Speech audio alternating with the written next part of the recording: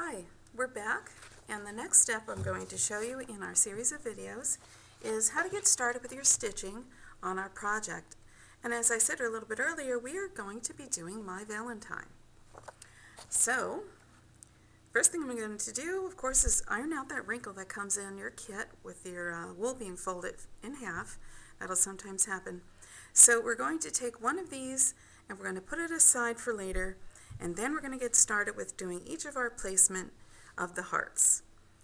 Now we're going to start one at a time. You don't put all of your hearts on your background first. You put one in place, you stitch it, and then you continue along. So we're going to be using the red DMC floss. In this kit you've received a full skein. I take and pull the end of that out, and I take a length of about 24 inches. That makes it easier to manage, less tangles at the end. And then if you could see, I'll try and show you real close up. This comes in 3 little strands that all together, 6 strands that all together make up a full strand of floss. So we're going to separate 3 and 3 from each and use those individually. So I will just sort of pull along, get the little curlicues out as you go, and that'll prevent your knots from forming. And then you just sort of pull it apart, and now you have 2 pieces. Put one aside, and you'll see this is ready to go. You're going to thread your needle. Now the needle is a chenille 24, it has a very large eye, so it's a little bit easier to get those 3 strands of floss in. So I've threaded my needle, I leave that tail here, and then I make my knot at the end. When I first started doing hand stitching, I learned to do needle turn applique, and we learned how to do a knot without having that big lump of floss all tied together. You take and you make your end of your floss or thread kiss the point of your needle, pinch it together, give it about 3 wraps, pull that down in between your fingers, and then slide that wrap all the way to the end, and what happens is it forms a nice little knot. That may take some practice. If you want to make an old-fashioned knot, that's fine too. It's all going to work. So I've put my heart in one of the scallops. So in your instructions it tells you that we're going to be placing 1 heart in every other scallop. So since there are 10 scallops and 5 hearts, it's going to look like this when we're finished. Now you can eyeball the placement, or if you're a little more finicky or fussy, you can use a little ruler to help you. But quite honestly, it really won't matter too much as long as you just look at each heart one at a time, space them out, you'll be just fine, and it'll leave a nice center opening for a candle or a little decoration. I'm going to remove these hearts from here.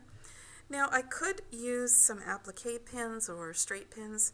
I could pin from the back to make it a little easier so that my floss doesn't get tangled in the threads.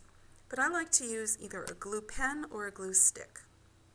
So this is a water-soluble glue pen, and you're just going to make a bit of an outline of glue.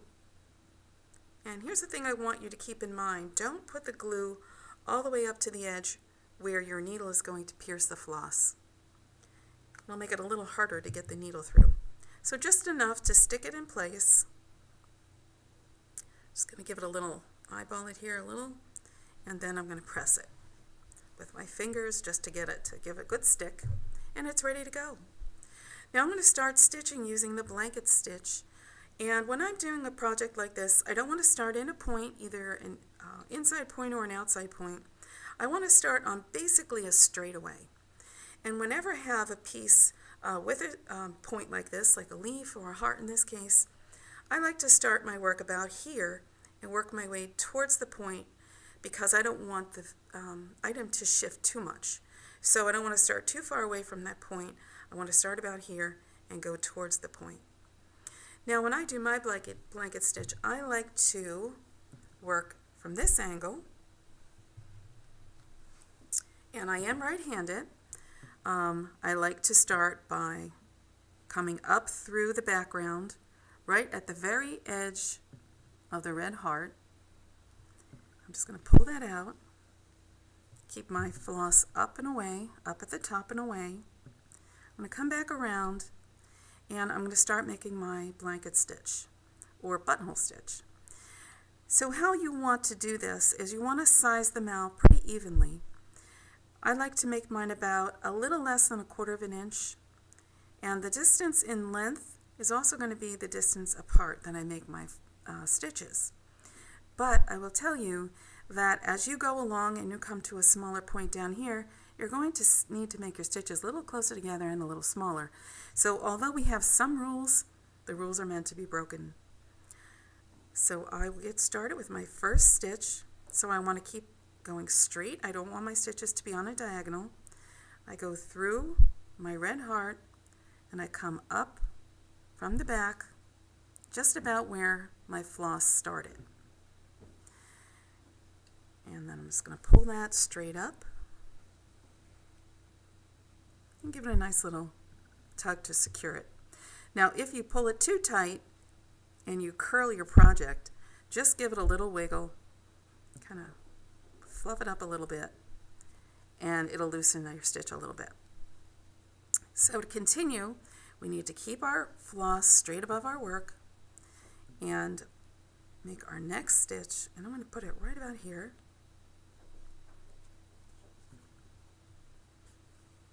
Okay, so I got a little bit of problem here. Some of my floss separated a bit, created a little bit of a tangle. So see, it happens to the best of us. And then we're just going to give that a tug and just enough of a pull so that this little bar of thread across the top, I'll show you that a little closer here. See that little bar of thread across here? We don't want to leave that as a loop so much. We want it to hug close to the edge of that red heart, so we give it a bit of a tug.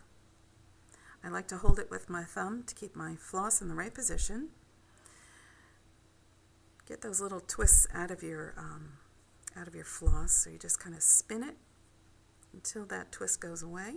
That'll prevent a knot. And then we'll continue to come up. Another little tug. Alright, so we're going to continue to do our stitching until we come down into the point, and then I want to show you my trick for making the points a little sharp.